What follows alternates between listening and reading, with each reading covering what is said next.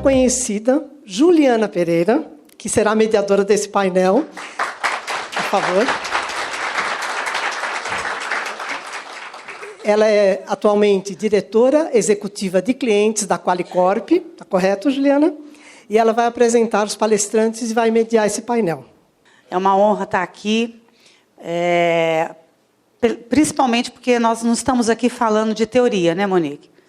Nós estamos falando de cases e situações em que as empresas estão fazendo a diferença na vida dos clientes. Então, para quem trabalhou na defesa dos consumidores durante longos anos, estar aqui do lado de alguns cases de sucesso no atendimento é uma honra, não é?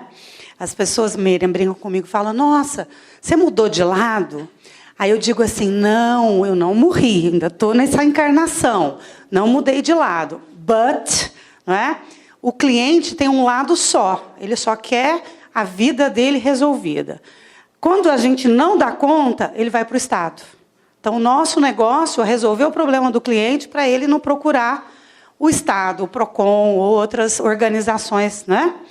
Bom, sem mais delongas, eu queria convidar aqui para a mesa, ou para o nosso painel, o Wellington Paes, da Oi. Né? Seja bem-vindo, Wellington.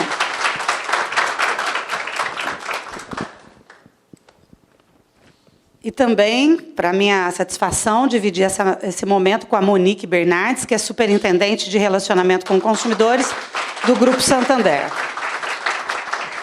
Eu vou abrir aqui nosso momento dos cases, né, a continuação do primeiro painel, com o Wellington. Né? Ele vai falar para nós sobre o case Centro CIA, né? Centro de Inovação em Atendimento. O futuro do call center começa aqui. Com a palavra, Wellington. Ok, bom dia a todos. É um prazer, obrigado, Miriam, de novo pelo convite. E acho que eu vou fazer essa apresentação dividida em duas etapas, porque o case que nós vencemos no ano passado foi uma nova forma de se relacionar com os nossos fornecedores para efetivamente a gente fazer diferença nos clientes. A gente fala muito de algumas empresas, vão fazer inovação, tem uns fornecedores que tragam novo, mas quem é que senta na mesa mesmo para a gente criar um laboratório de inovação de verdade, com investimento, eu não gasto R$1, todo mundo quer investir para quê? Vamos tirar a coisa do papel, vamos fazer acontecer e depois vamos ver como financeiramente se fica. Então, são poucas empresas no mercado que topam fazer esse tipo de coisa. E o segundo movimento desse case a gente sabe que telecom, a gente não vende produto, a gente vende experiência. Seja uma experiência de uma família ter que ver televisão em conjunto, seja ter que contactar pessoas em vários locais do país. Então, eu tenho um desafio de vender experiência. E a pessoa entra em contato, o cliente precisa acionar a gente posterior, geralmente por alguma dificuldade nessa experiência. É difícil você existe casos de pessoa, não, calma aí, deixa eu ligar agora, deixa eu entrar no site, deixa eu entrar em qualquer lugar, só para dar um elogio. Geralmente vai para resolver uma situação e nosso papel é esse. Nosso papel é, se tiver alguma dificuldade, resolver. Mas dificilmente vai elogiar. Então, a gente vende experiência. E o que está acontecendo no mercado, muito forte, que a gente já falou aqui? Tem a transformação digital. Gente, está todo mundo para a transformação digital e não é diferente na Oi. A gente tem estrutura dedicada para isso. Vamos evoluir, já tem muito... Assim, hoje, a gente, pensando em telecom, a gente é referência em self-care em alguns canais. Estamos evoluindo muito bem nisso. Temos uma dificuldade, um cuidado que eu sempre gosto de relembrar. Qualquer lugar que eu esteja, qualquer grupo que eu esteja conversando, temos um problema, e eu aprendi na prática, eu cuidava do atendimento eletrônico da Oi, a gente aprendeu, que é o tema de imposição digital. Qual o problema que a gente está fazendo com alguns dos nossos clientes? Eu quero ser digital, vou obrigar todo mundo a ser digital. Cara, mas tem cliente que não quer ser. Eu quero falar com uma pessoa. Por que eu tenho que obrigar a ele a ser?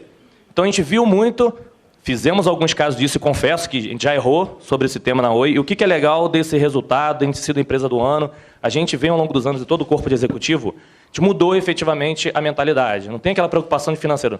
É possível, e a gente tem muito resultado disso, de uma empresa tem que dar lucro, mas a gente consegue ter lucro, consegue reduzir custo com qualidade.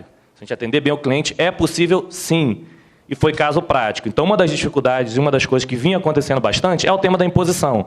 E que é uma coisa que a gente está abolindo, a gente tem discutindo coisas simples.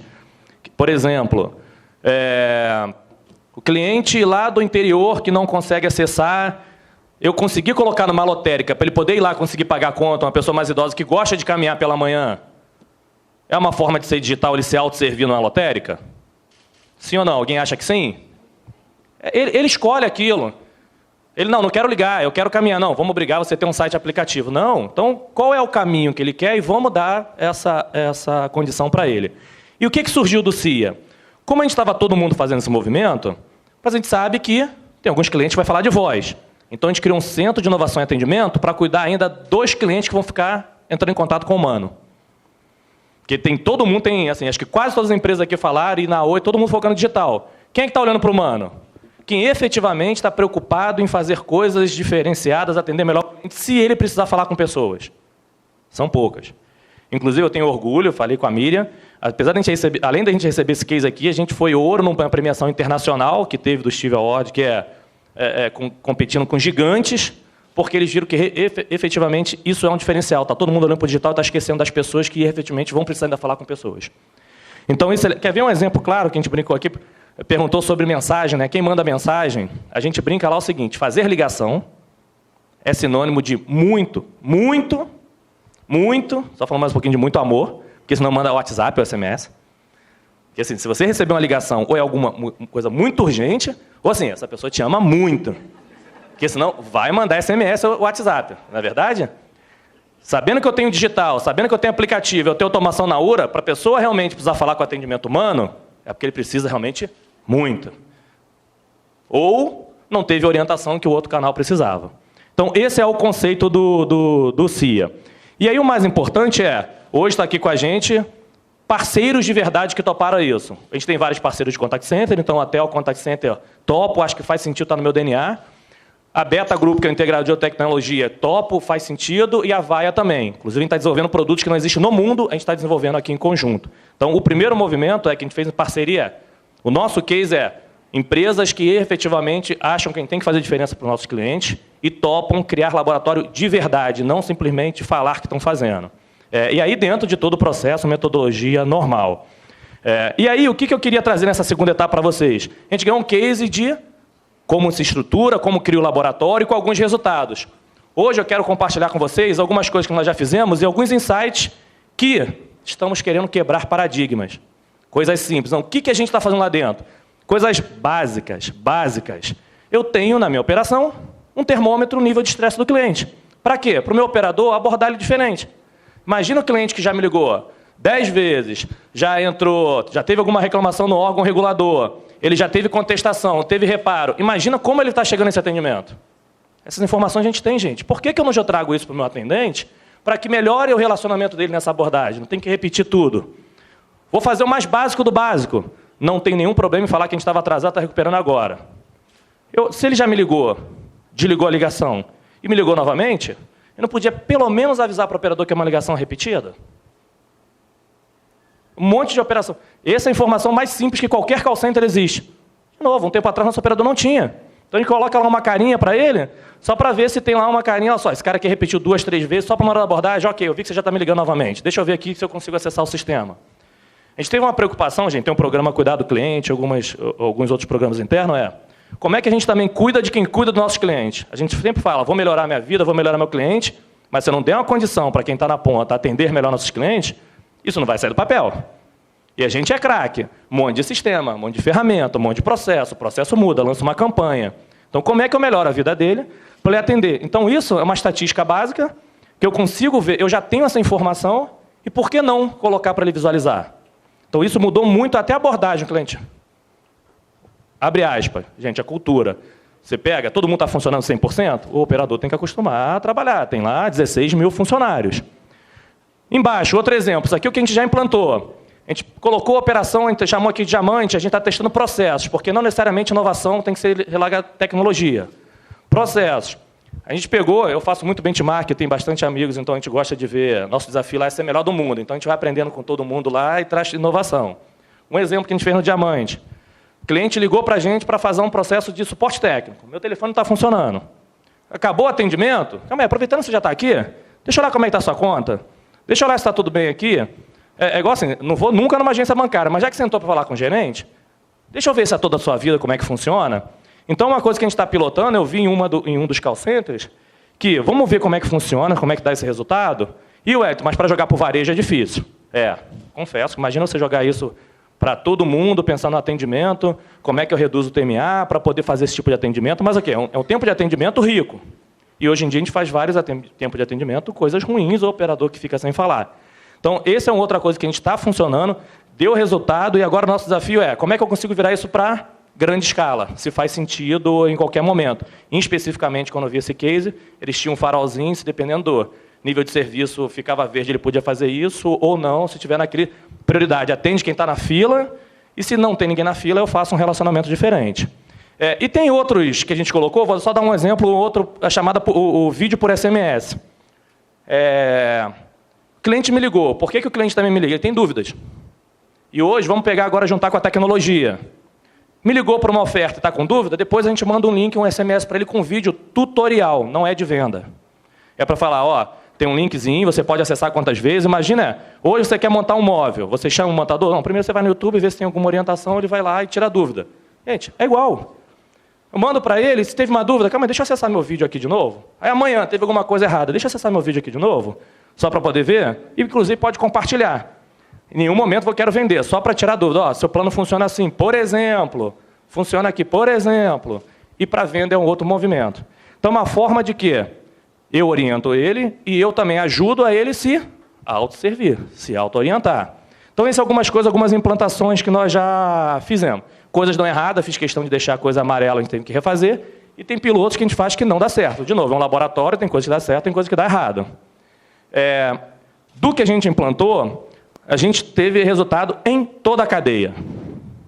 Seja em First Call Resolution, hoje repetida a nossa em 24 horas, cliente que me liga de novo, em alguns produtos, são abaixo de 1 dígito. Então, isso melhorou muito. Satisfação do cliente, chamada transferida, resolução Anatel, que você melhora o atendimento, acho que é meio que óbvio, dei melhor atendimento para o cara e melhor resultado. O que vem pela frente agora que está no forno? Tem duas coisas que a gente está desenvolvendo em conjunto com nossos parceiros. Com todo o grupo, que a gente chamou de Real-Time Speech, mas online. Todo mundo conhece Speech Analytics, que eu pego e faço depois. Qual é o nosso grande desafio? Speech Analytics eu consigo analisar, consigo melhorar meu processo, é importante, mas aquele cliente já sofreu. Você vai pegar depois e você vai resolver, mas aquele sofreu. O que a gente está desenvolvendo é como é que eu consigo ouvir aquela chamada no online e se tiver algo diferente, e especificamente esse caso é um pop-up para o operador, um pop-up para o supervisor, monitora, entra naquela chamada para ajudar ele, durante a ligação.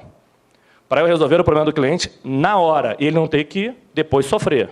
A gente está no processo, é um produto que não tinha pelo volume, a gente rodeia o mercado e rodeando, não tinha isso até pelo volume para você pegar online. A gente está no processo de calibração já de 60% de assertividade na voz, no diálogo, e aí o objetivo aqui é a gente realmente mudar um outro paradigma, é como é que eu consigo ajudar o operador e resolver meu cliente na hora. Entro na chamada, aí se xingou, reclamou, aí depois, gente, o céu é o limite, dá várias regras para poder colocar. Então, isso a gente está, a expectativa, assim, está na calibração, aos próximos meses a gente já está rolando isso. E uma outra coisa que eu vou dar um exemplo um pouco maior aqui é nosso amigo headset. Tem a parceria com a Felitron, nosso amigo headset, que estava sempre lá para o operador falar, mas calma aí, como é que o headset não pode me ajudar nisso? Conheço algumas empresas, acha de vocês não, né? Que não, o operador fica deixando o cliente no mute, então vamos arrancar o mute do aparelho. Gente, não, como é que eu consigo... Não tem isso? Alguém aqui faz isso? Não, né? Como é que eu consigo usar essa inteligência? Gente, como é que eu consigo colocar inteligência no meu headset, ter efetivamente para me gerar insumo de operador que está deixando o mute e o cliente ele fica lá um tempão no mudo achando que a ligação caiu e desliga, ou começa uma ligação no mute e não desliga, ou o headset que está com defeito que o operador sabe lá que fica falando de um jeito ou de outro em vez de avisar. Então, como é que a gente coloca inteligência nos nossos aparelhos para poder ir? E aí, gente, só para compartilhar com vocês, eu vou compartilhar alguns resultados, mas só para vocês terem ideia dos nossos primeiros números, só para vocês terem o volume de ligações, quantidade de operador usa o mute e não usa o mute. Piloto controlado, ou seja, os operadores sabem que estão participando do piloto. Quando utilizam o mute. Impacto de tempo, em quem usa o mute, quem não usa o mute, deixando o cliente habilitado. Ligações que tiver, ligações no início da chamada. O operador, antes de atender, já começa no mute. Aí daqui a pouco o cliente desliga. Aí acho que caiu errado, deu algum problema. Desligou e voltou. Então começa a gerar insumos para quê? Para eu poder conseguir melhorar de novo o meu atendimento. E aí, gente, já está lá. Como é que eu consigo ver isso áudio? Para aqueles não são vocês, para aquelas empresas que tiraram o botão do mute, tem problema, eu vejo o áudio. Quem está falando ou quem está ouvindo. Eu sei se é o cliente ou se é o operador que está mudo. Eu vejo gestão de, para quem é de tecnologia, inventário de headset. Imagina como isso é, né? Todo mundo sofre. Como está tudo ali, tem um controle todo. Eu vejo se está com diagnóstico. A gente está vendo se tem lá uma questão de som, e aí o time técnico conhece melhor. Cara, se o headset está muito baixo, está com problema no aparelho, já sinaliza para trocar, porque senão nem o operador nem o cliente está usando. Então, esse é mais um produto que a gente já está desenvolvendo. E fora, biometria, para alguns produtos que têm questão de segurança, porque você não pode dar senha para todo mundo. Eu consigo embarcar a biometria para falar o seguinte, minha voz é minha senha. Opa, esse cara aqui ele pode trabalhar aqui e ter acesso aos sistemas ou não. Então, dá uma segurança para quem está preocupado com fraude. Então, esses alguns tipos que estão, já de novo, no forno. Indo na linha de quebra de paradigma, uma coisa quando eu cheguei lá na Oi, quando a gente chegou no atendimento, e que eu vi que poucas telcos fazem. Callback. Caiu a ligação, retorna para o meu cliente. Acabou a bateria dele, está num túnel, algum lugar. Você tenta, não consegue, tchau, certo? Por que eu não mando SMS para ele? Só para dar satisfação. Tentei te ligar, e se você quiser voltar, clica aqui, um click to call, que, enfim, todo mundo conhece. Aí eu perguntei para algumas pessoas e não foi. Dia 23 agora está subindo já a gente começar o piloto para poder colocar. Isso não é melhor para o cliente? Imagina ele ter que navegar tudo novamente, e até para dar uma satisfação, gente. Tentei te ligar e não consegui. Acho que funciona como uma satisfação. Vou dar um outro exemplo aqui de rechamada inteligente. A gente tem na nossa URA muita inteligência. Mas quando ele cai no humano e liga de novo, começa como se fosse do zero. Por que no atendimento, desde o atendimento eletrônico, e especificamente para dar esse exemplo aqui, o cliente desligou. Supondo que ele apertou o número 9, falou com o atendente e teve transferência errada. O cara falou que estava com defeito, mandaram para a área de defeito, ou de defeito falou que era conta. Supondo que deu um...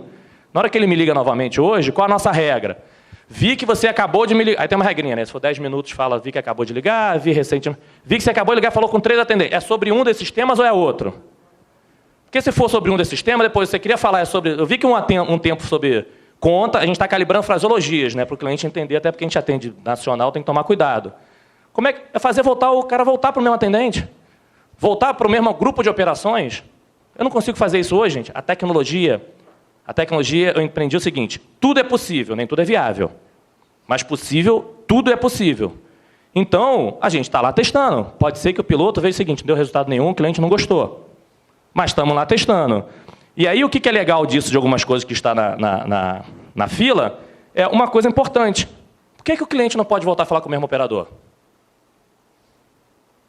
Até hoje ninguém me respondeu por que não.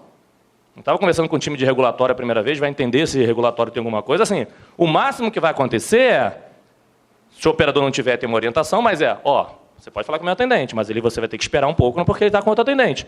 Deixa o cliente escolher. Ele pode ter a opção de preferir escolher. De novo, a tecnologia me permite isso.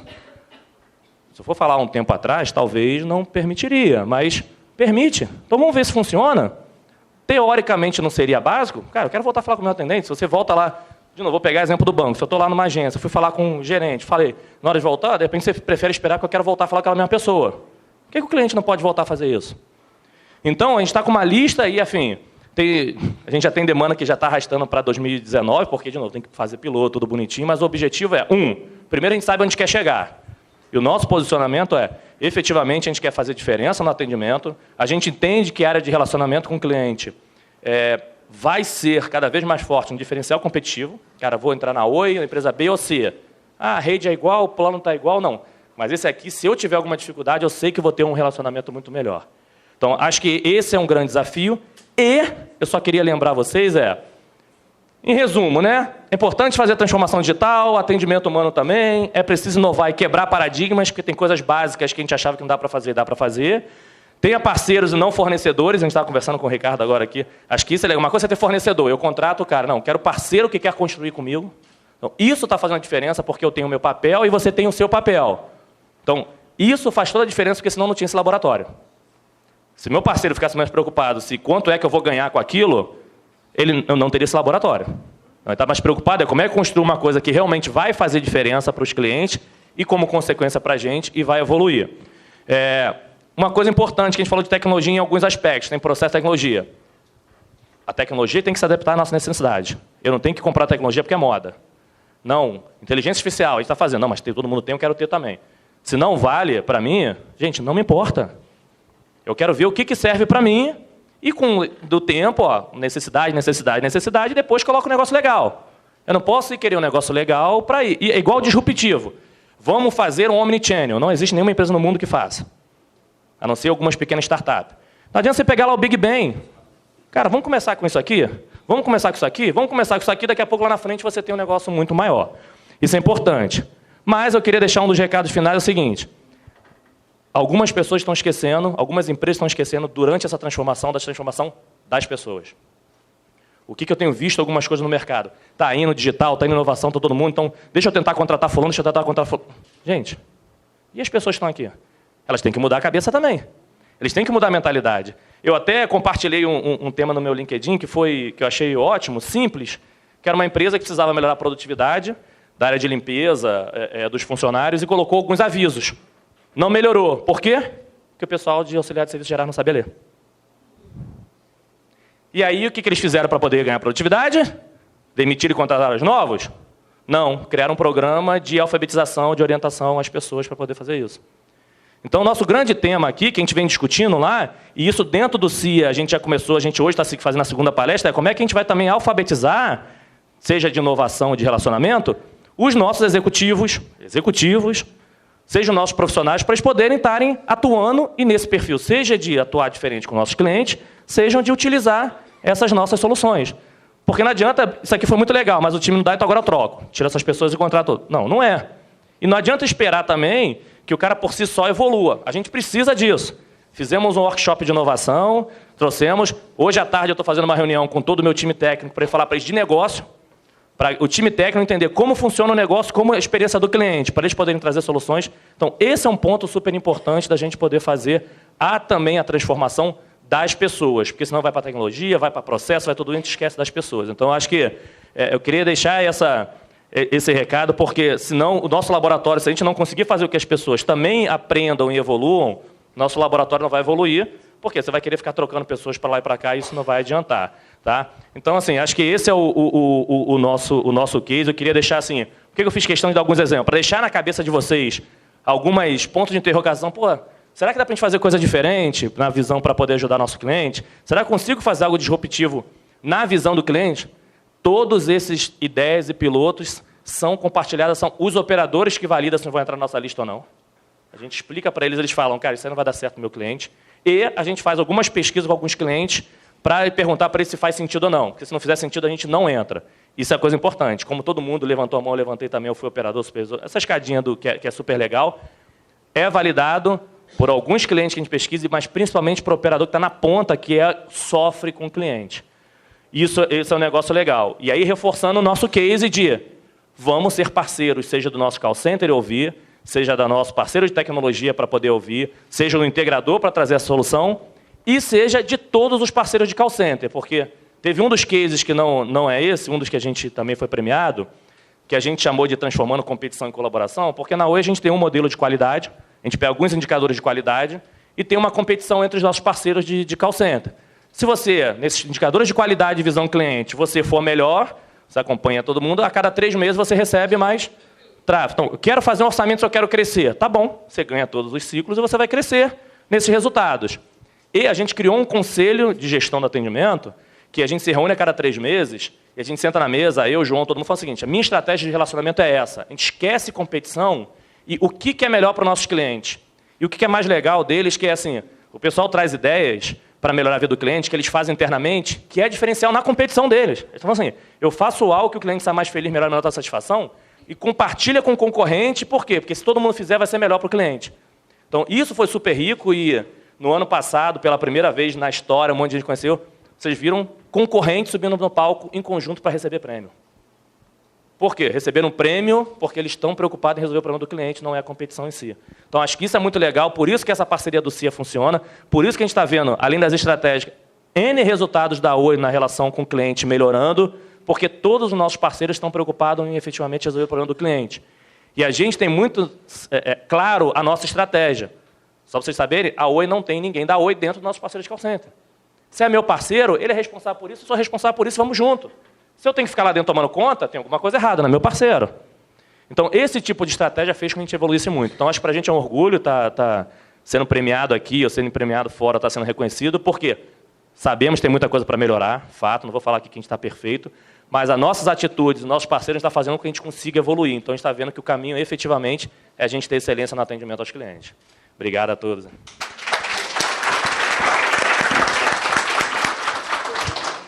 Parabéns, Wellington. Parabéns à equipe da Oi, né? Eu esqueci de citar aqui no meu script que é a parceria com a Avaya, a Beta e a Tel, né? Eu queria fazer 3 pontos que eu achei importante da sua fala. Eu acho que no nosso dia a dia, no board das companhias, nós precisamos saber a diferença entre saving e eficiência. Então, quando você citou a história dos custos e parceria, não adianta, nós todos somos empresas. E nós, no final do dia, a conta tem que fechar. Mas há uma diferença muito grande entre o saving a qualquer custo e você transformar o novo processo em um ganho de eficiência. Porque você pode fazer o saving aqui e ele transbordar para um outro canto, e tudo está no EBITDA da companhia, tudo está no resultado da companhia. Uma outra coisa também que eu achei bastante importante no seu case nós estamos ensimesmados com tecnologia. E essa ensimesmação está nos deixando esquecer do mais importante, que é, do outro lado, não tem um software. Do outro lado, tem um humano. Né? Eu concordo plenamente. Eu trabalho no grupo Qualicorp, sou executiva lá, e o ano passado, é uma empresa de administração de benefícios de plano de saúde, etc. Então, o ano passado, teve uma operadora de plano de saúde que aplicou um reajuste absurdo. Mas teve vários debates, sinistro, carteira, não é o tema aqui. Eu sei que eu chamei o meu parceiro de call center e falei, olha, eu quero que todos os operadores que forem atender essa situação vai se solidarizar com o cliente.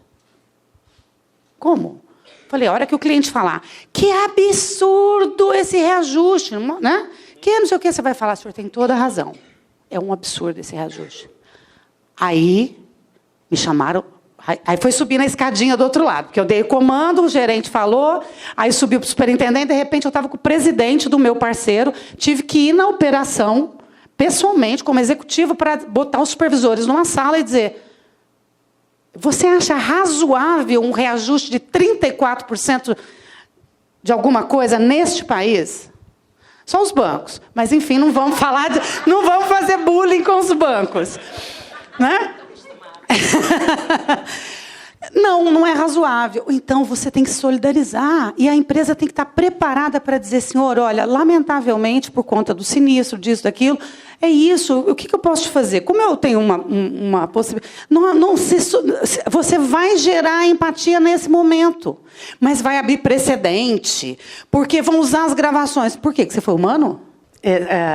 Wellington, tem uma vantagem de você ser executiva de clientes e ter a formação em direito. Porque você bate de frente com o jurídico, fácil. Você bate de frente com o regulatório, fácil. Desculpa, não discordo do senhor, doutor. Né? Vamos lá, que tem precedente do outro lado também. Então, eu sei que, às vezes, né, dentro das empresas, o jurídico não é o sumo pontífice, com todo o respeito aos meus pares, advogados. Né? Agora, se a gente quer causar, ser disruptivo, e se a gente quer falar o cliente no centro da estratégia do negócio, meu Deus, tem que ser da companhia. Não pode ser, não é justo que seja da área de atendimento. Porque a área de atendimento é quem dá a cara a tapa todo dia. Né? Então, é para ser para valer. Então, me desculpa, acha a solução. Eu adoro fazer isso. Não, você não entendeu. O pedido é, eu quero a solução. Não estou dizendo para o que o STJ pensa. Aposto que tem alguma coisa lá diferente. Mas, enfim, isso é papo para... Né? Aproveitando até que tem pouco advogado na sala, fica mais fácil. Eu já vou passar aqui para a Monique, né, que vai apresentar o case Transformação SAC, redução do prazo de atendimento. Bom dia, gente. Estou com a voz um pouquinho, além, né, assim também sou advogada, então tenho essa vantagem, né? Mas eu quero primeiro falar que eu estou extremamente honrada com a doutora Juliana estar aqui, com o Wellington, que é um case que eu particularmente admiro muito. Obrigado, Miriam. mas principalmente aqui agradecer a Sercom, porque eu acho que mais do que patrocinador, isso aqui é propósito. Né? Ver essa sala cheia de pessoas aqui do setor de atendimento, sendo parceiros, ou sendo mesmo do atendimento, cuidando do atendimento, isso daqui a gente tem um grande objetivo, mudar a visão que áreas, empresas, jornal, o próprio Estado, muitas vezes, tem em relação ao que a gente faz. A doutora Juliana começou falando que ela não mudou de lado. E, de fato, não mudou de lado, porque só existe um lado, é o do consumidor, é o do cliente. E a gente que está aqui há tanto tempo, né? A gente não precisa falar muito o tempo que está, porque senão a gente entrega em idade. O tempo que a gente está nessa luta em função do direito do consumidor, em ser os porta-vozes dentro das nossas empresas. E como o Wellington falou muito bem, garantir a eficácia das nossas pessoas. Quem ama, cuida. E a gente tem que cuidar de quem cuida dos nossos clientes. Então, muito se fala de tecnologia, muito se fala de bot. E eu brinco, né? Eu falei assim, agora a onda é treinar o bot. E quem treina o nosso humano? O treinamento do bot, muitas vezes, fica à frente do treinamento, um bom treinamento, uma boa capacitação para o nosso atendimento humano. Eu acredito, sim, que o tema da tecnologia, o tema de você otimizar, de você criar otimização de processo, isso, sem dúvida, é algo sem volta. Como foi o Uber para o táxi, o Rodrigo não está mais aqui na 99. Como foi antigamente, a gente tinha que ligar para o ponto para pedir o táxi, hoje não mais. Então, tem tanta coisa acontecendo que, de fato, a gente vai ter que se adaptar. Mas o que eu vou mostrar para vocês aqui vai um pouco na linha de, antes da gente colocar a tecnologia, e que ela vai acontecer naturalmente, a gente tem que corrigir processo. E tem uma única pergunta que a gente tem que fazer. O que você está colocando é bom para o cliente? Se você verdadeiramente perguntasse para o cliente, seja no NPS, seja uma pesquisa, uma bela, boa pesquisa de URA, né? De satisfação, ele diria que ele está totalmente satisfeito com aquele atendimento? É nessa linha que o Santander foi. E que eu vou mostrar um pouco para vocês.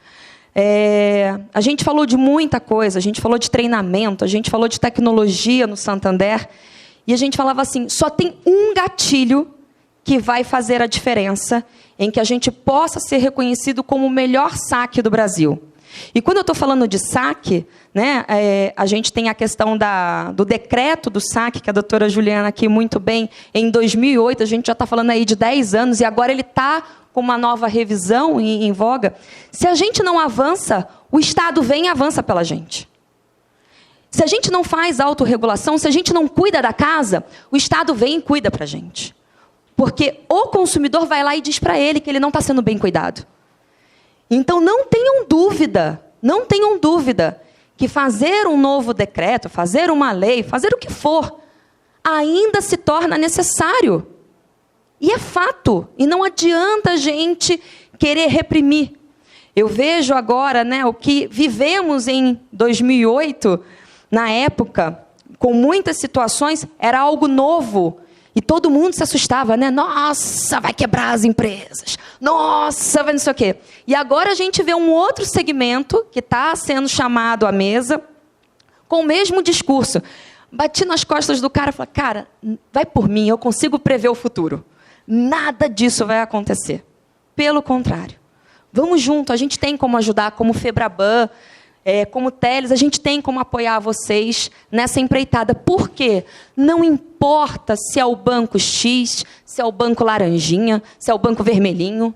Não importa. O que importa é que a gente está transformando o setor de atendimento. O que importa é que o meu cliente é o cliente do Wellington aqui. E ele vai me comparar, se ele tiver um atendimento aqui maravilhoso, que ele saia do atendimento com tudo isso que o Wellington mostrou, ele vai querer ter essa experiência igual ou melhor no Santander. E é isso que, por exemplo, a Walt Disney fala. Vai lá para cima, lá para cima. Põe lá o sarrafo lá em cima, que lá em cima tem pouca gente para concorrer com você. E é disso que a gente está falando. Então, o que a gente fez no Santander? E que a gente vem fazendo. A gente focou no velho e bom First Call Resolution, né? Ou First Contact Resolution, ou First qualquer coisa, mas tem que ser o First. Né? Não dá mais, o próprio decreto do saque, né, fala de 5 dias para resolver. Gente, me diz, quem que tem paciência para esperar 5 minutos? A gente não tem mais paciência. E olhando aqui um pouco, né, da sala, da média de idade, os nossos filhos, que daqui a pouco estarão adolescentes ou se bancarizando, nem ligar eles vão querer ligar. Como diz o Wellington, agora eu sou o Wellington Futebol Clube. Cara, tem que amar muito para ligar. Tem que rolar bem. Eu falo, toda vez que eu vou ligar para alguém, toda vez que alguém faz aniversário, eu divido aquele que eu vou pelo Facebook, aquele que eu vou pelo WhatsApp e aquele que eu vou ligar. Se eu não ligo para minha mãe me mata. Né? Como você me mandou uma mensagem? Por quê? Porque eu amo a minha mãe. Aqueles que eu gosto, que eu tenho respeito, que eu tenho carinho, eu mando uma mensagem. Então, quando o cliente, de fato, precisa resolver alguma coisa, e aqui, uns mais, outros menos, eu não quero medir aqui a complexidade do tema de cada um, mas o caso da Qualicorp, que é coisa mais difícil do que saúde? Eu acho, de verdade, nem banco, às vezes eu brinco, né? Em banco é difícil porque a gente mexe no órgão mais difícil da pessoa, que é o bolso. Mas saúde, com saúde não se brinca. Saúde não tem preço. Você imagina fazer um atendimento desse? Eu fico imaginando o quanto é difícil você ter um ente querido numa situação que você está ali discutindo se paga ou não paga. É muito difícil. Obviamente, banco é complexo. Apesar da gente falar que muitos dos nossos produtos e serviços são commodity, mas quando a gente fala de banco, e no caso do Santander, que é digamos, como que eu vou colocar para vocês isso? É quase que um ato de coragem que o Santander teve em unificar todos os assuntos do banco, de todo o conglomerado, num único saque. Então, hoje eu estou como responsável do saque do Santander, do conglomerado Santander. Seja GetNet, seja Superdigital, seja banco, seja cartão, seja serviço, seja seguro, seja capitalização, o Plim, o Play, o PUC, né, da vida aí que vocês conhecem. Tudo num único 0800. Se quiserem ligar, 0800 762 7777. Facinho. Né? Então, fazer first call, ter pessoas preparadas para falar de A a Zelinha na planilha do Excel é muito complexo. Fazer processo para isso é muito complexo. Mas o que a gente fez? A gente decidiu promover, de fato, a solução de forma imediata no atendimento. E não é uma realidade só do Santander, falando do sistema financeiro, 90% das demandas ainda são por telefone. Com os apps da vida crescendo absurdamente, com o Fale Conosco do Internet Banking, o telefone ainda é buscado pelo consumidor no ato da solução de problema. E, para todo mundo que está aqui, o que é o saque? É o serviço de atendimento ao consumidor. É o local que ele tem para cancelar, para reclamar e para ter sua informação, caso tenha alguma dúvida. Gente, fazer isso de todos os assuntos de banco é muito complexo. A gente focou muito e falou assim, gente, 5 dias não dá mais. Então, se alguma coisa eu não consigo resolver na hora, eu vou ter que reduzir esse prazo. E agora, isso aqui foi dentro do case, e hoje a gente está trabalhando com 48 horas.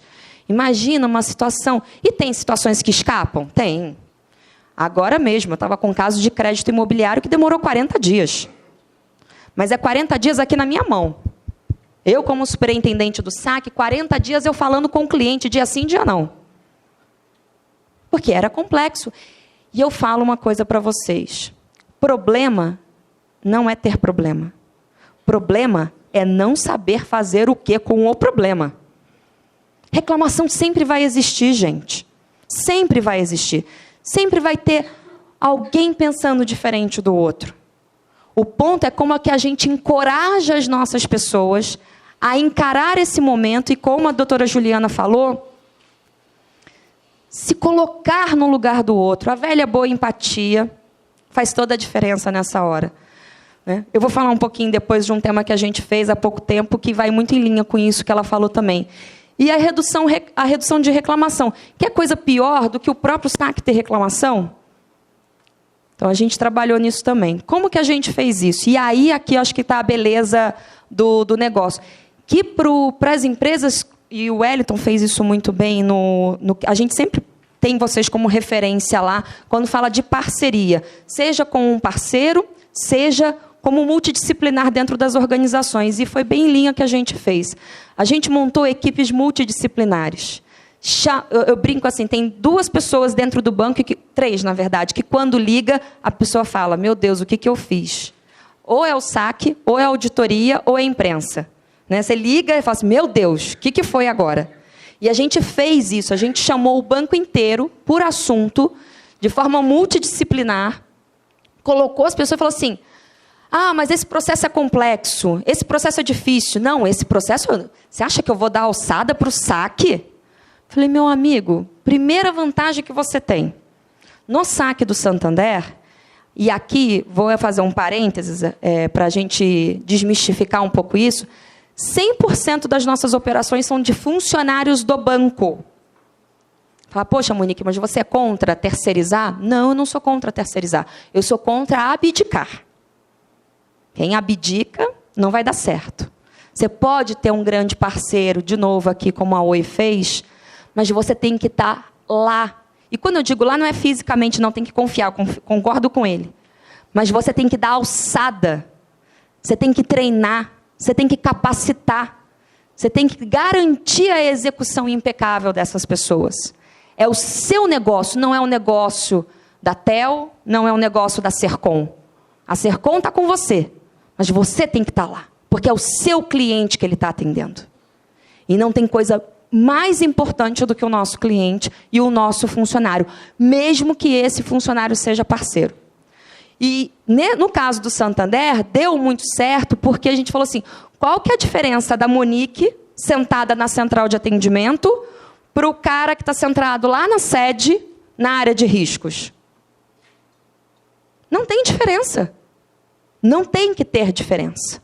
Então, nós conseguimos uma quantidade de alçada e a doutora Juliana falou isso, e às vezes a gente pega com coisas, assim, você imagina um processo que um atende, que aí manda para o tal segundo nível, aí esse segundo nível não sabe fazer, que manda para a área de riscos, aí a área de riscos precisa de um parecer do jurídico. Cara, uma reclamação que poderia ser R$10, já virou quase R$1.000, porque só a hora do tempo dessas pessoas.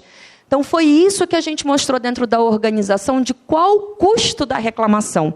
Mais do que falar do ROI, eu acho que a gente tem que falar de custo de reclamação. Porque, às vezes, é tão mais simples a gente atender no primeiro contato, mas é um ato de coragem. Tem que empoderar as pessoas. E só sentando lá para entender. A gente trabalhou a metodologia ágil aqui, a gente atuou em sintomas que eram ofensores de reclamação, o aumento de autonomia que eu falei para vocês, a gente automatizou processos, e aí a tecnologia entra e nos ajuda bastante, como um disparo de SMS, como a automatização de um processo que tinha que passar por várias telas, e a gente conseguia reduzir, porque muitas vezes você tem a alçada, mas você fala assim, poxa, mas esse processo é tão moroso que eu não vou ficar meia hora com o cliente na linha, mas eu tenho alçada para fazer. Então, aqui o interessante é, automatize o processo para você levar essa solução para a linha. Aqui fica um registro para vocês. E mapeamos o processo ponta a ponta, que, inclusive, se Deus quiser, a gente vai ter esse case para esse ano. Que aconteceu na seguinte situação, inclusive a gente fez agora de novo. Que é matar essa história de segundo e de terceiro nível. Isso daí me desculpa a palavra horrorosa, é um câncer. Porque isso ele vai te enganando. Então, a melhor coisa que a gente está fazendo hoje é dar autonomia, e se por algum motivo aquela situação é tão complexa de se resolver no primeiro contato, ele fala para o cliente, então vou pegar o exemplo aqui, fala, senhor Ricardo, eu não consigo resolver o seu problema agora, mas daqui a 30 minutos Eu, Monique, estou te ligando. A gente está fazendo isso dentro do assunto de cartões, por exemplo, agora. E está dando um resultado, gente. Porque o cliente cria uma relação de confiança com a gente, que sou eu, Monique, que vou resolver e que vou retornar o problema dele. Então, isso está funcionando super bem. E como que isso aqui aconteceu? Ano passado, a gente vinha até aqui, né? O que a gente fez? Mais do que sentindo na pele, do que levar os executivos para ouvir ligação e tudo mais, a gente colocou todo mundo para atender. E aí todo mundo parece que nem gato, né? Fala, cara, porque ouvir é muito fácil, dar opinião é muito fácil. Agora, quando você senta com o headset, aquilo ali é quase que um manto sagrado, né? Na hora que você coloca aquilo, como a colega da Riachuelo também falou, o ato cara, quem é que vem agora? Né? Quem é que vai entrar no meu táxi, como o Rodrigo falou agora?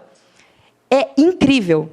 Eu fiz atendimento, fazia bastante tempo que eu não fazia, eu falo com o cliente o tempo todo, mas antes eu mapeio quem é o cliente, né? Vou lá ver se é bom pagador, se não é, vejo se tem dinheiro, se não tem, já faço toda a minha análise, né?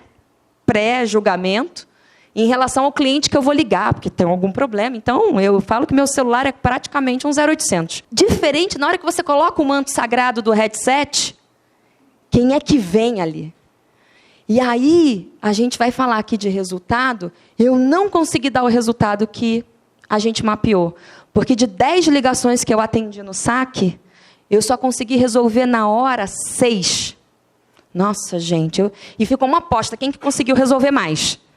Porque realmente isso hoje é o lema do saque do Santander. Faça o que for, mas resolva o problema no primeiro contato. E aqui, quando eu digo resolver, gente, resolver é uma fala muito ampla. É resolver, mesmo que seja um não. Mesmo que seja um não. Mas tem que ser um não acolhedor, respeitoso, esclarecedor. Que muitas vezes o cliente, ele tem dúvida. A gente fala bancarês lá dentro ainda. Existe essa língua, né? Bancarês. O cliente não entende. O cliente não entende. Vou dar um exemplo que muitas vezes o cliente entra reclamando e não é uma reclamação, é uma informação ao final. Por exemplo, nem todo mundo sabe que Casas Bahia aparece muitas vezes na fatura via varejo. Nem todo mundo sabe. O cliente liga falando assim, eu fui fraudado. Eu não comprei nada de R$1.060. Eu atendi esse cliente. Eu atendi. Quando você vai lá, fala assim, olha, está aqui via varejo. Pode ser Casas Bahia, pode ser Ponto Frio. Você não comprou nada, não comprou uma máquina de lavar, não fez... Esse cliente falou, menina, eu comprei um celular na Casas Bahia. Ele não lembrava. E esse cliente entrou comigo, eu acalmei, me apresentei para ele, tudo. Ele entrou comigo muito nervoso. Porque imagina você achar que você está sendo fraudado em R$1.000.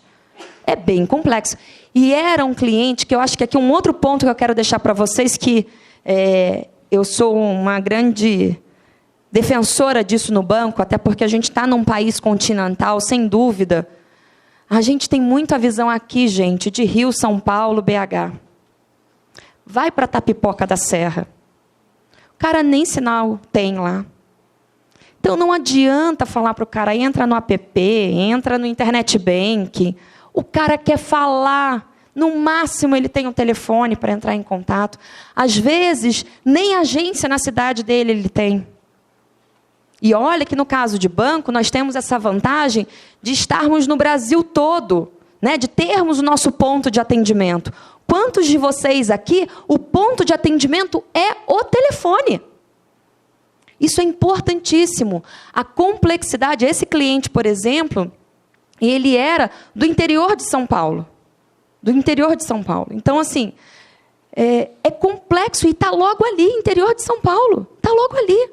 Você imagina uma pessoa da região ali da redondeza de Belém, no Amazonas, no Acre. Só quem viajou Procon do jeito que eu viajei, doutora Juliana, sabemos o que é esse Brasil. É muito complexo falar de digitalização, e por isso que eu brinco aqui, né? A gente ainda que está nesse negócio, a gente tem trabalho por muito tempo ainda. O telefone, esse momento da verdade, usar o manto sagrado do headset, ainda será por muito tempo onde a gente vai ter que buscar inovação, otimização, melhorar processo, porque o cliente vai ligar para vocês. Ele vai ligar. Isso é fato. E o que a gente conseguiu aqui rapidamente?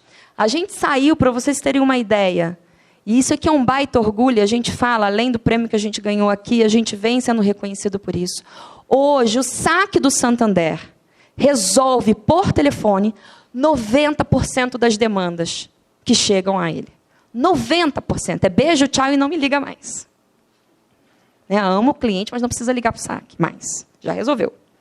Os 10% que a gente não consegue resolver, a gente tem uma redução de prazo também, mas principalmente, e a gente agora, e eu vou falar para vocês, cada 0,2 que a gente cresce nesses 90 aqui, é um trabalho, é um convencimento, é treinamento de você colocar, de você desenhar esse processo. Não é fácil. Não é fácil. A gente está hoje chegando na pesquisa de satisfação da URA, em 87%, os clientes do saque do Santander dizem que estão totalmente satisfeitos com o atendimento que ele deu. E para vocês terem uma ideia, todo mundo fala, mas o cliente não responde. Hoje eu já tenho uma taxa de respondente de 20%. 20%. É bastante. Tem gente que é 4%, 3%. A gente está com 20%, porque se o bonito do meu assistente não direcionar o cliente para a pesquisa, a gente vai lá e observa ele. Então, ele seja bom atendimento, seja não tão bom, ele tem que direcionar o cliente. 89% das tratativas que, por algum motivo, a gente não conseguiu resolver nos 90%, a gente consegue resolver em até 3 dias, grande parte em 2 dias hoje. E a melhor experiência do cliente aqui, onde a gente conseguiu reduzir 25%, hoje está em 30%, na verdade, 25% de redução de reclamação. E o que a gente vai fazer agora, a gente está em piloto, e que para saque também é sempre eu digo, eu gosto muito de usar isso, eu acho que a gente tem que ter coragem, porque só é impossível enquanto ninguém for lá e fizer. Acho que esse é o fato aqui que a gente tem que ter isso muito claro. A gente está implantando o NPS no saque. Falo, implantar NPS em atendimento, basicamente, é fácil. Agora, saque, que é lugar de reclamação, que o cara já vem com toda a história dele, de relacionamento extremamente afetada, é ali a hora da verdade. Eu acho que mais do que atendimento, a gente recupera relacionamento. Eu falo para a minha equipe, eu falei, a gente vende relacionamento aqui dentro. Eu não sou vendedor. Somos. Nós vendemos, nós resgatamos relacionamento. Porque o cliente, quando ele entra no saque, ele tem que sair extremamente satisfeito ao ponto de falar, puxa, eu tive um problema, mas na hora que eu apresentei de fato esse problema para o banco, ele foi lá e resolveu o meu problema. Então, acho que não tem maior riqueza para quem resolve problema, é de você sentar e ouvir o cliente falar, muito obrigado. Isso é a coisa mais incrível, como do mesmo jeito, um desses clientes que eu consegui resolver, na hora que ele entrou, era um caso de bloqueio, de perda e roubo, e ele virou e falou, nossa, eu acabei de ser assaltado, eu preciso bloquear meu cartão. Eu lembro direitinho o nome dele, Jerônimo, porque eu tenho um tio chamado Jerônimo. Falei, Jerônimo, primeiro de tudo, você está bem? Você precisa de alguma coisa? Precisa que a gente mande alguém? De repente, a gente tem uma agência perto. Não, eu já estou em casa, eu estou bem. Então, como ela falou, esse cuidado da gente... E assim, gente, de verdade, se a gente não falar para as nossas pessoas que eles podem fazer isso, eles vão achar que eles não podem, porque eles têm o TMO nas costas, Esse negócio que todo mundo diz hoje, não, eu não falo mais de TMO. Fala sim, fala. Fala porque é dinheiro, fala. Se vocês não encorajarem eles, e eles são tão inteligentes, apesar de, sim, ter um apagão de educação no Brasil, Isso é uma coisa que a gente tem que cuidar. A gente fala, né?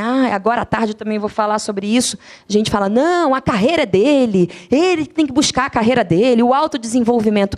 Mas nós, aqui, empregadores, somos responsáveis, sim. Devemos dar condições para essas pessoas crescerem na organização ou ir para uma Oi muito mais preparado. Ele fala assim, puxa, o pessoal do Santander que vem trabalhar aqui comigo, vem tinindo. E que a gente possa, né, multiplicar isso. Só a amiga lá de Natal que vai ter dificuldade, por isso ela montou o dela. Mas a gente aqui, por exemplo, olha quanta oportunidade a gente tem. Então, nós temos obrigação. E esse cliente, o assistente que estava comigo, ele falou que a coisa que mais marcou ele dos 10 atendimentos que eu fiz foi só essa pergunta para o cliente.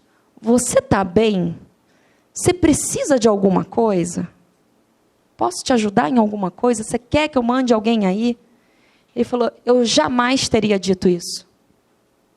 Ele falou isso para mim. Monique, nunca me disseram que eu deveria falar isso. Eu falei, mas não precisa dizer. Isso tem que estar aqui em você. Ninguém vai dizer para você que você não pode falar. Mas isso tem que estar aqui. Ele falou, hoje você despertou essa sementinha. E um outro colega meu, um outro diretor que estava em seguros, por acaso, sem combinar, fez a mesma coisa com o caso de seguros. Lamentou, infelizmente, o falecimento de um ente querido. Olha, antes de tudo, eu lamento o falecimento da pessoa. E a assistente que estava com ele falou a mesma coisa. Eu nunca falei isso, e ela era especialista em seguros. Imagina quantas situações dessa. Então, acho que de tudo aqui que a gente falou, e aqui vou mostrar um pouquinho para vocês da equipe, assim, a felicidade que eles tiveram com um prêmio. Aqui, Miriam, para você morrer de orgulho, Miriam, ó. O pessoal aqui tirando foto com prêmio, tudo. Acho que mais do que ganhar prêmio ou ser reconhecido, é que a gente possa reconhecer essas pessoas que estão aqui. Essas pessoas que estão lá colocando um manto sagrado. Mas se a gente não tomar a coragem de ir para as organizações, de questionar jurídico, de questionar áreas importantes, de questionar a alçada, de questionar processo, de lutar pela tecnologia que sim é importante, essas pessoas aqui vão desencorajar. E eles são inteligentes, sim, gente. É que nem plantinha de plástico ou plantinha de verdade. Plantinha de plástico, você nunca vai ver ela crescer. Plantinha de verdade, você tem que regar. Então, meu convite aqui, reguem as pessoas que estão com vocês. Não tem coisa mais importante, não tem bot, não tem tecnologia, que não sejam as pessoas. E é por isso, por esse propósito, por essa causa, que eu convido todos vocês a trabalharem juntos. Não é empresa A ou empresa B. É juntos. Nós somos um único setor. O setor de relacionamento e o atendimento e o cuidado e a experiência com o cliente. Obrigada, gente.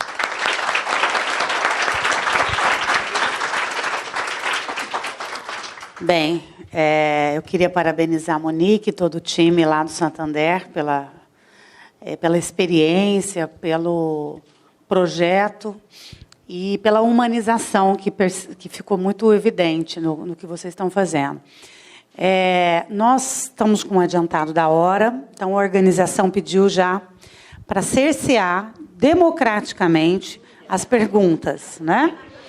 Então, eu gostaria de, mais uma vez, agradecer a atenção de todos vocês, cumprimentar o Wellington e a Monique e dar por encerrado esse painel. Foi um excelente painel, né, gente? Para a gente concluir esta manhã. E agora eu quero chamar, então, o João Pedro para cumprimentar vocês como executivo do ano eleito em 2017 e também representando a Oi, que ganhou o título de Empresa de Excelência em Relacionamento com o Cliente no ano. Por favor, João Pedro. Miriam, obrigado. É uma honra estar aqui e participar desse evento. E, rapidamente, eu queria só reforçar que o que a gente está fazendo na Oi. Basicamente, são 3 grandes pilares. O primeiro é trabalhar na mudança de cultura, colocar uma cultura mais focada no cliente. E a gente está embalando isso num grande programa que a gente chama do Cuidar do Cliente. Muito do que foi falado hoje aqui de manhã, quer dizer, o cliente nada mais quer do que ser cuidado. Mas tirar isso do papel e colocar na prática não é tão trivial. A segunda questão é como é que a gente trabalha inovação tecnológica. E aí a gente está perseguindo ter um chatbot que faz tudo sozinho, que tem tudo que o cliente quer? Tá.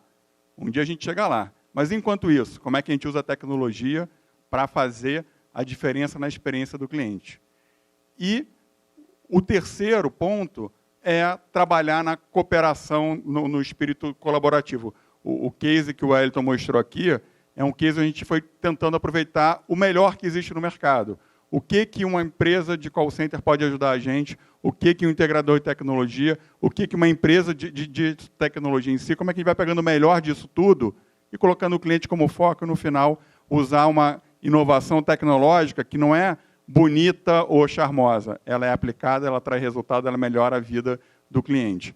E o que a gente colheu com isso? Primeiro, o que a gente viu, e aí muito em linha com o que a Monique compartilhou com a gente aqui, a gente conseguiu reduzir muito a nossa chamada repetida, melhorar muito o nosso First Call Resolution, que no fundo é o que o cliente quer, não interessa canal, não interessa o que for, ele procura a gente para resolver um problema. E ele quer fazer isso da forma, com o menor esforço possível, da forma mais simples. E da mesma forma que ela falou que esse é um dos drives do Santander, esse foi um dos drives da Oi, e a gente teve o sucesso que em 2 anos a gente reduziu em 40% a nossa chamada repetida, melhorando muito o nosso First Call Resolution, e hoje a gente pode falar assim, o que a gente conseguiu com isso? A gente já tem o menor First Call Resolution do mercado brasileiro como um todo não, mas das telcos a gente já chegou lá, e já está conseguindo uma distância, uma vantagem em relação a isso. Então, acho que o melhor termômetro para mostrar em termos de qualidade é que a gente está conseguindo resolver muito mais no primeiro contato. E, em linha com o que a doutora Juliana compartilhou com a gente, o que a gente viu foi o seguinte, a gente não deixou só o cliente mais feliz. Isso melhora a rentabilidade da empresa e isso reduz custo também. Então, tem muita gente que fala assim, não, para reduzir custo tem que piorar a qualidade do atendimento. Não, gente, ao contrário. O quanto que a gente desperdiça de custo quando a gente faz com que o cliente tenha que ir nos vários níveis e acabar indo na justiça. Então, o que a gente está fazendo aqui não é nada mais do que o básico, mas bem direcionado, com uma visão compartilhada para com todos os envolvidos nisso.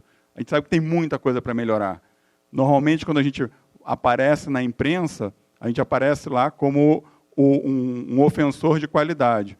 Mas o que a gente tem orgulho é que todo dia de manhã eu recebo um clipe das notícias de telecom. E aí eu fico ali, vamos ver se dessa vez a gente não apareceu. E a gente cada vez menos tem aparecido como empresa com queixa do consumidor.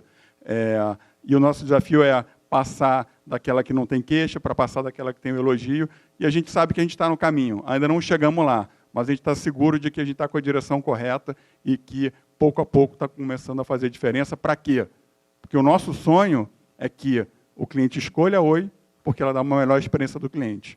Então, esse é o nosso desafio, essa é a nossa visão, e a gente está indo pouco a pouco para lá. Obrigado, gente. Muito obrigada, João Pedro. Muito obrigada.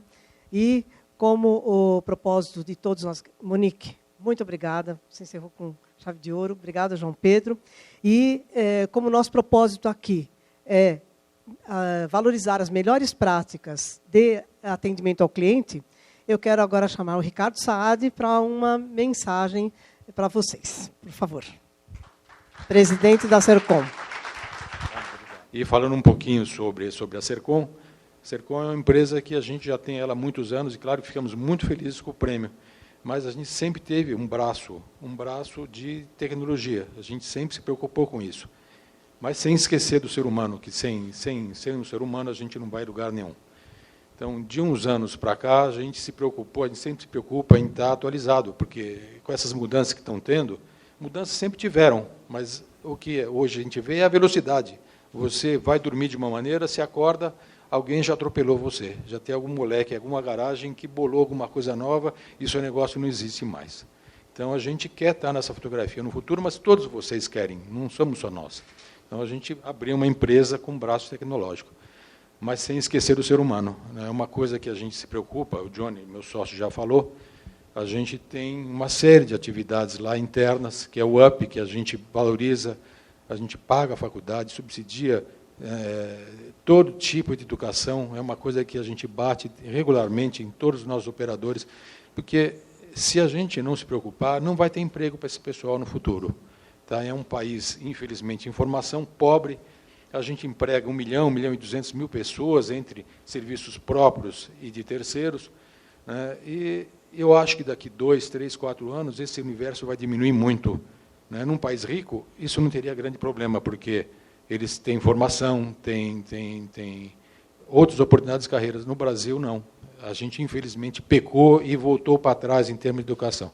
Então, é uma coisa que a gente bate todo santo dia, é em como melhorar o nosso funcionário. E não importa que seja para a gente, é para ele, né? Claro que a gente tira vantagem com um funcionário mais bem formado, né, um funcionário mais bem preparado, mas é para ele, porque ele vai sair um dia da empresa e ele vai ter uma carreira bonita em qualquer lugar que seja. Eu faço uma coisa que eu gosto muito de fazer, uma vez por mês, eu chamo, né, os melhores operadores. A gente faz um almoço, né, e com os 10 melhores operadores de todas as áreas. As histórias de vida das pessoas é uma coisa impressionante, é muito bonito, é uma coisa que me emociona. E eu sempre bato na tecla, estudem, se formem. E aí você vê histórias, sabe, de pessoas com idade ou não, né, com mais idade ou menos, que estudam, estão voltando a estudar. E é muito bonito. Então, esse tipo de coisa, a gente pode querer ser digital, né, que não é uma coisa fácil, todo mundo hoje só fala nisso, inteligência cognitiva, mas demora para você chegar e adaptar uma empresa, né, um serviço para isso. É um aprendizado. Né, como a gente falou sobre a Sanofi, a gente já começou a fazer isso. A gente vai entregar esses dias para eles um novo patamar disso. Mas vai ter muita coisa para a gente entregar para eles e para todos os clientes. Agora, se mexe com a organização. Né, não dá para você achar que você vai querer mudar sem você mudar nos costumes internos de uma empresa, que não é fácil. Né? Então, e outra coisa, muitos clientes acham que isso só pensa em custo. Não é só custo, não. A gente tem que pensar no bem maior, né? num bom serviço. Custo poderá ser uma consequência, e deverá ser, mas não necessariamente. Não pode esse ser o nosso drive. E agora eu quero chamar um amigo meu de coração, parceiro, que representa aí hoje, né, o jornalismo brasileiro de uma maneira muito bonita. Meu amigo Ricardo Boechat.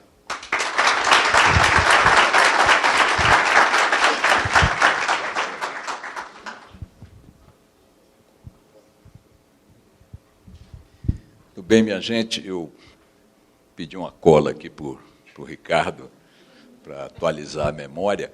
Eu participo de muitos eventos, me chamam para debater, para mediar debates, painéis e tal. E como eu tenho a rádio que começa às 7h30 da manhã todos os dias e termina por volta de 11, 10h30 e tal, eu só posso aceitar compromissos dessa natureza a partir das 11 horas.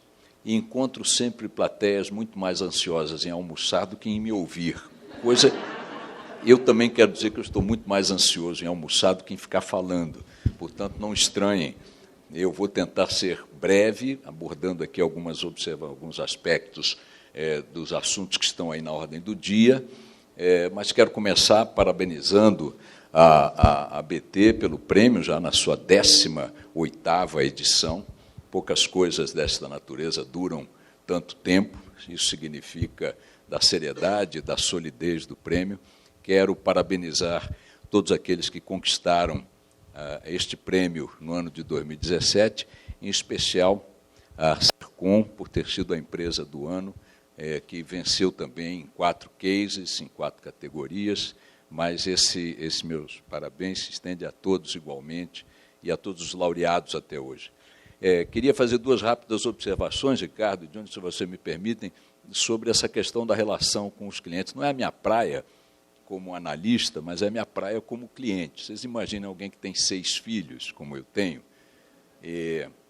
não direi de quantos casamentos, porque isso aumenta muito o número de clientes na minha folha, mas eu sou, como muitos brasileiros, usuário permanente de várias coisas, vários serviços, e consumidor obrigatório, né, em muitas áreas.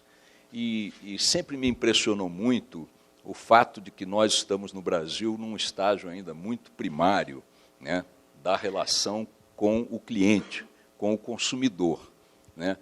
A despeito dos avanços na legislação e especialmente na conduta das empresas conscientizando a necessidade de estabelecer uma escala de valores que coloque o cliente, o consumidor, em primeiro lugar.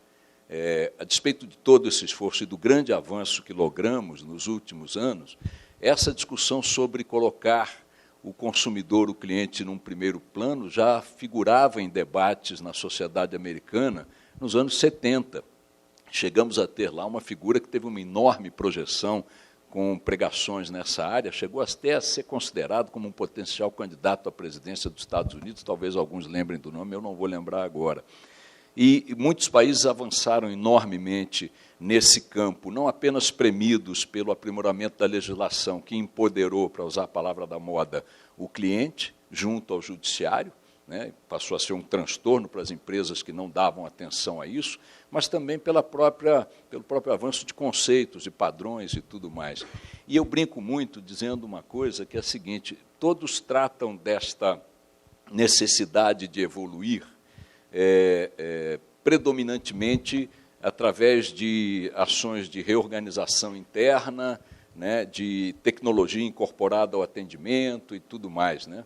Nem sempre a tecnologia ou mesmo a organização interna das corporações com esta preocupação atinge o grau desejado e a velocidade necessária, porque o instrumento fundamental, no meu entendimento, que deve nortear as empresas na relação com os clientes, é uma coisa que a humanidade já tem dentro dos seus ambientes há alguns séculos, é o espelho.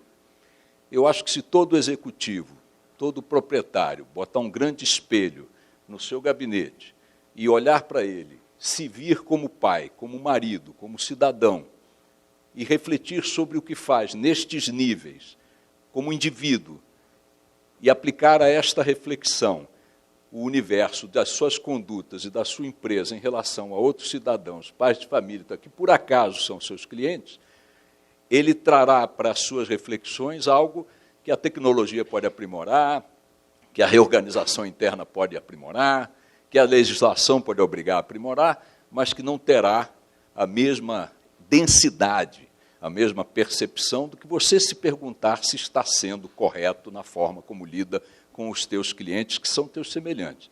Olhar-se como marido, como pai, como irmão, como consumidor também, para o seu próprio rosto e dizer: vem cá, fulano, dialoga com o espelho aí, que muitas lições virão dali, porque você traz esses valores dentro de você.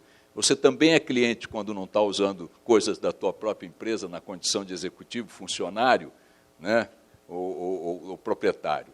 Coloque-se na posição do cara que está do lado de lá no espelho e você vai ver que vários elementos surgirão daí, independentemente do quanto a necessária tecnologia puder aportar para essa relação, independentemente do quanto a pressão social determinar que você se reorganize. Hoje a questão do compliance é uma questão de vida ou morte para as empresas, porque são valores que as sociedades resolveram estabelecer e colocar num patamar muito elevado, independentemente de o quanto a justiça de um determinado país tenha adotado procedimentos punitivos a quem fugir, a quem fizer xixi fora do pinico nessa área. Então, adoro a ideia de botar o espelho, e não vale só para a questão de atendimento ao cliente. Em muitas outras áreas das nossas vidas, o espelho é o nosso grande juiz. Olhemos-nos neles e, muito provavelmente, se o diálogo for sincero, vários valores serão incorporados automaticamente às tuas práticas, né?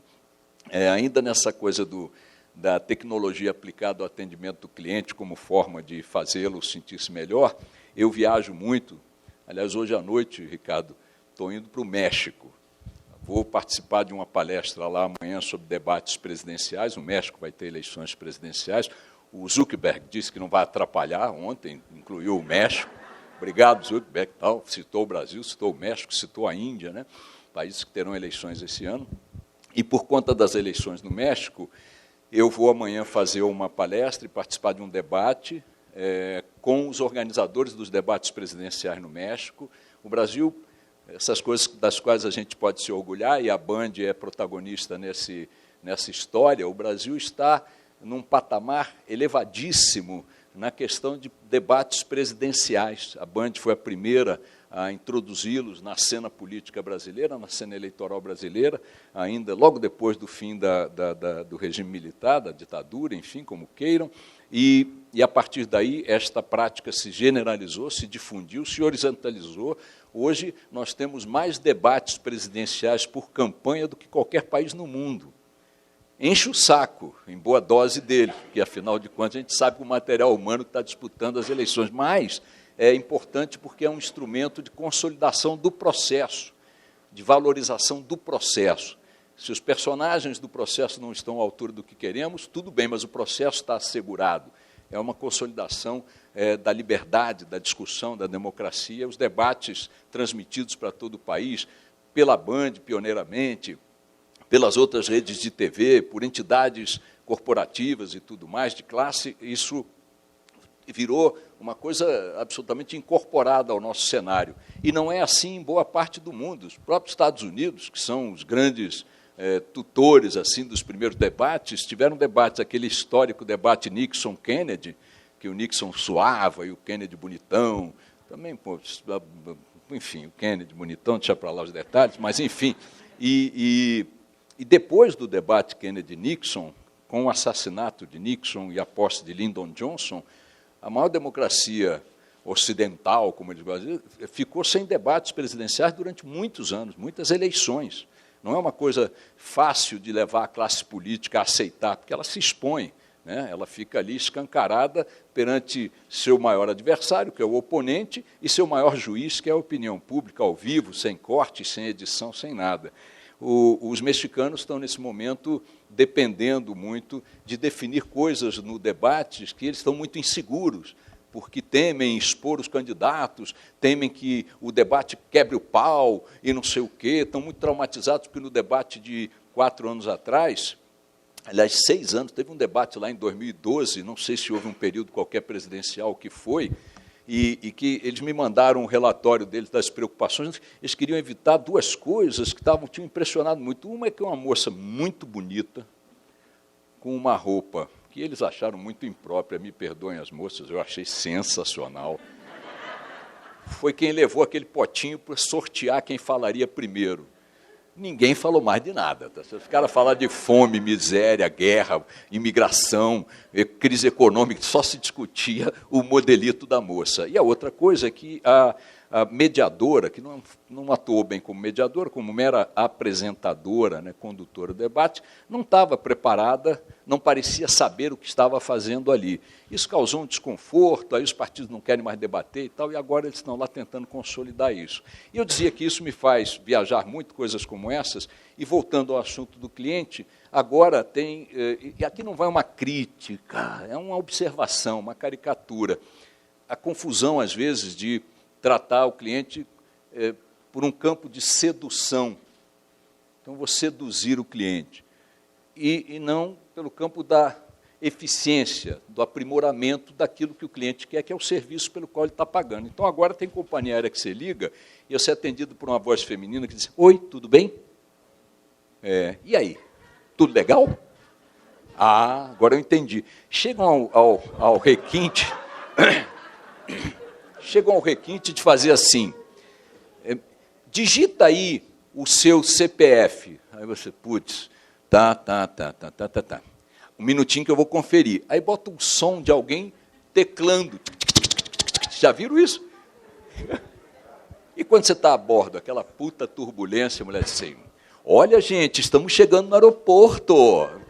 Cara, então, essas babaquices não funcionam muito no meu entendimento como cliente. Perdoem aqui, invadi uma área que não é a minha. Gosto muito do modelo, do exemplo que me aconteceu em Nova York. Eu estava lá com a minha doce Verusca há alguns anos e estávamos num apartamento.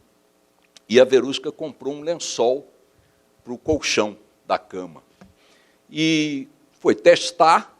Ele era menor do que o desejado, mas já era de noite. Eu disse: não, vou botar esse lençol aqui, quebra o galho. Botamos o lençol, dormimos, tal. Acordei no dia seguinte, toca a vida e tal, vai dispensar esse lençol. Disse, embrulhou o lençol, botou na embalagem e disse: devolve. Eu digo: eu? Vou devolver um lençol que eu dormi em cima? Tem meu DNA nessa porra? Vou lá. Não, você pode ir lá e devolver, não serviu, toma nota, leva lá. Eu digo, Verusca, isso é um vexame, além do que eu não falo inglês, como é que eu vou dizer para um cara que vim devolver um lençol que eu usei? A única coisa, the book is on the table, good morning. Não, eu parei aí fui lá na porra da loja, porque evidentemente que eu tenho mais medo da Verusca do que de qualquer situação que eu vou enfrentar. Fui para a loja, falei lá, aquele espanholol, aquela coisa toda e tal, se o senhor vai ali. Fui lá, cheguei lá, tremendo com o lençol, é um golpe no capitalismo americano e tal. Aí o cara disse, pois não. Aí eu vim aqui, minha mulher, eu disse, mas ela usou. Aí eu disse, pois não, pegou o lençol, botou lá, o senhor quer receber em dinheiro? Eu tinha dado em cartão. Ela tinha comprado pagando com cartão, Ricardo. O cara falou, quer em dinheiro? Eu até vislumbrei, ele, todo dia vou vir aqui com o lençol, pegar uma grana, ganhar um mês. O cara me devolveu o dinheiro, eu fui-me embora com o lençol. O que é aquilo? É a percepção de que o cara está numa relação com o tal consumidor que não passa por nada que não um bom espelho na sala do executivo que planejou aquela maneira de agir. Mais do que a tecnologia, mais do que as leis, mais do que a pressão coletiva. Mudando de lá para cá, fui mediar um seminário há algum tempo de empresários do setor de eletroeletrônicos. E tinha um senhor muito comemorado por todas as grandes redes desse setor, que era um jovem executivo que parece ter descoberto um nicho de lojas em cidades com até 40 mil habitantes, ou 20 mil, não me lembro, era uma coisa assim, pequenas cidades. Ele só trabalhava nesse mercado. E é um tipo de uma loja que vende de tudo, tá certo? De aparelhos eletrônicos, domésticos, não sei o quê, vaso sanitário, sei lá, rodo, essas coisas, televisão e tal. E ele estava defendendo a necessidade de não se abrir demasiadamente o flanco para devolução de coisas, porque o brasileiro é muito esperto. Eu disse assim, como que ele é esperto? Ele disse, não, o cara pega a televisão na minha loja, vai para casa, assiste a televisão e volta 2 dias depois e quer devolver e pegar o dinheiro de volta. Eu digo, e daí? Isso é uma malandragem dele. Eu digo, meu cara, você acha que ele vai pegar uma porra de uma televisão na tua loja, carregar aquele negócio nas costas, botar em casa, ligar na tomada, botar os filhos na sala, e 2 dias depois ele volta lá para te devolver a televisão? É evidente que ele não é um esperto. Se ele está fazendo isso, algum problema aconteceu, devolve o dinheiro dele. Vejam que a distância entre o lençol e a televisão. Nós estamos num estágio que já não é mais esse, e a BT prova isso com as suas premiações, mas, como disse o Ricardo, ainda temos um enorme terreno para avançar, e eu aconselho firmemente que o espelho seja incorporado ao planejamento nessa área. Indo agora para a vaca fria aqui, queria falar um pouco do cenário que nós estamos vivendo, e começando pela crise. Todos nós estamos muito impactados pela crise, os nossos humores, as nossas avaliações do cenário político, não podia ser diferente. A crise é uma crise séria, está longe de estar superada, tem seu aspecto mais dramático, mais angustiante em 12 milhões e 200 mil desempregados, uma coisa horrorosa, atingindo a população de menor renda, os jovens, a população de menor qualificação, mas também segmentos da classe média, segmentos de boa formação. Temos uma evasão de cérebros sem precedentes, porque o mercado global está demandante e nós aqui dentro não estamos absorvendo. Jamais exportamos tanto material humano de boa formação, de alto nível de formação. Ontem almocei no Rio com o comandante da Marinha, que quase mandou me prender, porque eu fiquei esculhambando esse negócio de fazer no submarino nuclear, e aí achei de bom tom ir ao almoço para não ir em cana. Então, fui ao almoço e ele estava me explicando que projetos como esse do submarino, que eu continuo sendo contra, porque acho que a gente tem coisas mais do dia a dia, até na Marinha, para cuidar, mas ele disse que está permitindo que a gente retenha, só nesse projeto, algo como 140 engenheiros de altíssima qualificação, que, se cessar esse projeto, no dia seguinte vão para o exterior, porque no Brasil não tem mercado mais para eles. Aliás, não tinha antes, vinha se formando, deixou de ter. Essa crise do desemprego, portanto, impacta a nós todos. Se nós já não passamos por ela, um marido está passando. Eu tenho 5 irmãos, 2 estão desempregados, um deles há 2 anos. Um é engenheiro, o outro é economista, com família, com tudo. Então, esse é um impacto muito forte. É claro que a nossa crise é colossal.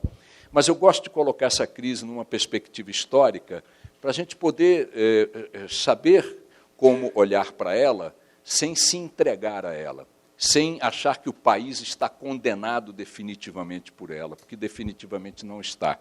Vou abrir mão da análise de crises do Império, da colônia, porque nem tenho elementos para isso, e me fixar só nas crises da República, para a gente ter esses parâmetros. Lembrando que a República Brasileira nasceu logo depois do fim de um modelo econômico baseado na escravidão. Vocês imaginem o que já seria, então, uma estrutura nacional baseada na mão de obra escrava de negros. Esse modelo foi, ainda que viesse sendo já manobrado pela elite escravagista para o negro deixar de ser escravo e passar a ser um subempregado, um subbrasileiro, e foi o que aconteceu, mas, mesmo assim, este modelo de república já começa em meio a uma crise de mudança de modelo econômico profunda. E começa a República, e nós na República tivemos alguns eventos que eu vou enumerar aqui, alguns deles contemporâneos dos mais velhos e até dos mais jovens aqui. Nós tivemos um presidente da República que enlouqueceu no exercício do mandato, chamava-se Delfim Moreira. Claro que vários outros presidentes da República do Brasil, alguns recentes, são completamente malucos, mas não houve atestado médico. Então, tivemos um presidente que foi diagnosticado com demência no exercício da presidência. Tivemos um presidente, Rodrigues Alves, que morreu praticamente a caminho de tomar posse, vítima da gripe espanhola que matou mais de 1 milhão de pessoas, segundo cálculos aí que eu li no centenário da gripe, que foi em 1918, está fazendo 100 anos agora. A gripe espanhola matou entre 100 e 150 milhões de pessoas no mundo. Os números não são precisos. Matou mais gente do que a Primeira Guerra Mundial. E aqui no Brasil teria dizimado, que o número é esse, 1% da população da Grande São Paulo. A números de hoje, isso daria 200 mil pessoas. Imaginem, a febre amarela matou 300, olha como é que o país reage a isso hoje, olha como é que mudou o parâmetro, os parâmetros mudaram. Tivemos, então, um presidente que morreu às vésperas de tomar posse, vítima de uma pandemia que dizimou centenas de milhares de vidas no Brasil. Depois tivemos um presidente que deu um tiro no peito em pleno exercício do mandato, Getúlio Vargas. Depois tivemos um presidente que renunciou ao mandato, Jânio Quadros. Morreu sem conseguir explicar porquê, e menos ainda entenderam esta renúncia os seus apoiadores. Tivemos um golpe militar, além de muitos movimentos militares de intervenção na política, mas um golpe que se consolidou como tal e que permaneceu no poder por 20 anos, gerando tudo que as intervenções militares ou os regimes de força determinam, censura, tortura, prisões políticas, o diabo, cassações de ministros do Supremo, de parlamentares e por aí vai. Tivemos um presidente que confiscou a poupança das pessoas. Acordou de manhã, cheirou uma fileirinha, foi lá, deu um decreto, tomou tudo, meteu a mão. Não há na história da humanidade, fora de eventos revolucionários, guerras, convulsões de grande dimensão, e eu não encontrei nenhuma com este viés, que tenha chegado a tal ousadia de chegar na casa das pessoas e pegar o dinheiro das pessoas e dizer, agora é meu. Passamos por isso. Passamos por outro período em que um presidente ainda vivo, surpreendentemente, conviveu e nos impôs uma inflação de 70% ao mês. Ao mês. Tivemos 2 impeachments, um do maluco e outro da dona Dilma. Tivemos vários eventos de crises profundas, enormes, e até mesmo do ponto de vista da taxa de desemprego relativa à população total, estivemos neste patamar em mais de uma ocasião que estamos hoje. O que aconteceu com todas essas crises? Elas, de alguma maneira, foram superadas. Por quem? Pelo Brasil, por nós, pelos nossos ancestrais. E o país continuou. Não necessariamente pior do que estava antes. De alguma maneira, ele foi avançando por linhas tortuosas, mas foi avançando. Todos os indicadores nacionais, e isso não é mérito de um presidente ou de um período, é mérito da sociedade, que sustentou essas estruturas de Estado e governamentais, todos os indicadores nacionais prosperaram. Mortalidade infantil, expectativa de vida, escolaridade, tudo. Precariamente reconhecemos, longe ainda do que seria o ideal, mas o fato é que o Brasil superou suas crises, sempre superou suas crises, e de algumas tirou algumas lições, de outras não tirou nenhumas, mas desta eu acho que está tirando muitas lições, a tal ponto que hoje a gente vê um país, se não modificado na sua estrutura política e na sua estrutura pública, mas profundamente modificado no seu perfil popular. Eu vou dizer para vocês o seguinte, nós sempre fomos caricaturados como o povo que só se interessava por duas coisas. O que era? Futebol e carnaval. Hoje não dá para dizer isso do brasileiro.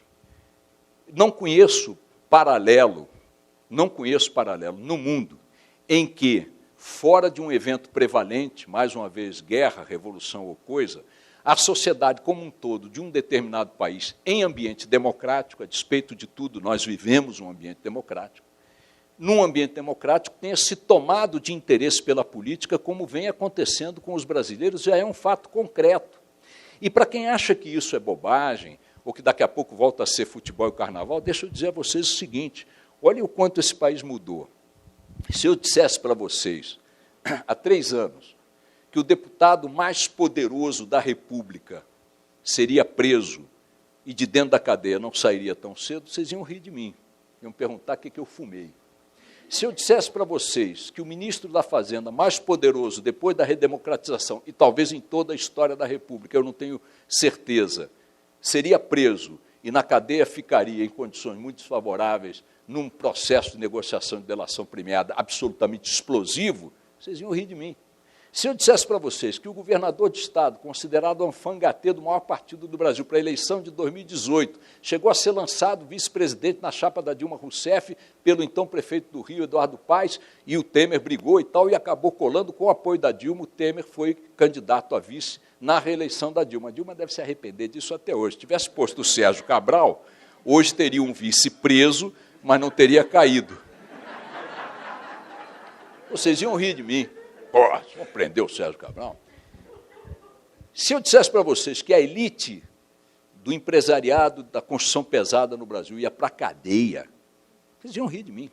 Se eu dissesse para vocês que o presidente da República, no caso o ex-presidente da República, mas que a época como tal, logrou os maiores índices de popularidade da história do Brasil, superando o místico, mítico, inesquecível Getúlio Vargas na memória popular, estaria preso, vocês iam rir de mim, está preso. Isto não aconteceu porque o Supremo Tribunal Federal, que foi fundado com outro nome em 1828, portanto já tem quase 2 séculos, amanheceu de manhã aquele monte de velhinho e velhinha com toga e resolveu tomar a si, chamar a si a purificação da ética pública e tal. Não é porque a Polícia Federal, de repente, acordou de manhã e disse, agora nós vamos prender corruptos. Não é porque o Ministério Público disse, agora eu vou investigar e denunciar a corrupção. Não é também porque juízes de primeira ou de segunda instância tomaram-se de um repentino furor purificante da coisa pública. Não é o Ministério Público que mudou. Ele estava aí quando a corrupção estava aí. A corrupção teve aí a vida inteira, e o Ministério Público também. A Justiça Federal teve aí a vida inteira, e a corrupção também. O Supremo estava aí há 200 anos, a corrupção também. Se não foi o Judiciário que mudou, se não foi o Ministério Público que mudou, se não foi a Polícia Federal que mudou, o que mudou? Nós. Eles só chegaram onde chegaram, e aí não estou entrando no mérito. Muita gente defende, e eu entendo que há uma certa lógica no argumento, de que a prisão do Lula é uma prisão discricionária, que o processo caminhou não sei o quê e tal. Se você for analisar friamente, não é bem verdade. O Lula quebrou a cara, na rapidez que quebrou por um certo protagonismo dele, é inquestionável, mas o processo tramita com mais velocidade naquelas instâncias, porque ele não está protegido pelo foro privilegiado. Quarta-feira que vem, Aécio Neves vai ser tornado réu pelo Supremo Tribunal Federal. Eduardo Azeredo, ex-presidente do PSDB, ex-governador de Minas, vai em cana. Vai em cana. Negaram a ele ontem um recurso contra a prisão em segunda instância. Que país é esse? Eu não sei, mas não é o de anteontem, não é o de 3 anos atrás. Quem mudou nesse país? Quem mudou? Os ministros do Supremo? O STJ? Os tribunais? A polícia? O Ministério Público? Não, quem mudou foi a sociedade. Esta sociedade que se tomou de interesse pela política, num grau que abarca todas as categorias sociais, todas as faixas etárias, todos os níveis de escolaridade, esta sociedade, portanto, é uma sociedade que está mais informada, mais atenta em relação à política, em relação às coisas públicas, do que jamais esteve. E sociedades mais atentas, mais vigilantes, mais informadas, tendem a produzir classes políticas melhores. Nós temos uma eleição no fim deste ano, em outubro. O cenário ainda é muito impreciso. Nas palestras que eu tenho feito especificamente sobre esse tema, eu comprei um daqueles globos, sabe, de luz, que fica assim redondinho, já viu, de banheiro? Antigamente tinha, hoje em dia tem tudo isso aqui, nessas coisas, LED, não sei, antigamente era aquela bola assim. Eu comprei uma porra daquela e eu levo para as palestras, boto ao contrário, Ricardo, e finjo que é uma bola de cigana, sabe, de mãe de Iná. E fico lá, quando os caras me fazem uma pergunta dela, quem vai ser o presidente? Só um minutinho, vou lá na bola e fico. Uso aquela bola, boto uma vela dentro. Não há como prever o que vai acontecer, mas eu não tenho nenhuma dúvida, supondo que o capeta se eleja presidente do Brasil em 2018. O demo. É Gabiroto que fala, né? Tem tantos sinônimos, tantos nomes.